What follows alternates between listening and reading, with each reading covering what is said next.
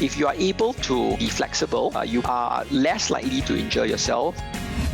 Through warm-up, through conditioning, and through stretching, you can actually condition your body such that you can take a lot more strain, a lot more stress, and it helps you become a better athlete in general. It is actually equally important to rest. It is better to take part in it and have a healthy lifestyle than to totally not take part in any sports at all. Are there any supplements that you can recommend for knee pain? For osteoarthritis, some of the common supplements people use are things like fish oil with omega supplements, glucosamine, which has been used for quite a while, and of course there's one more which is collagen.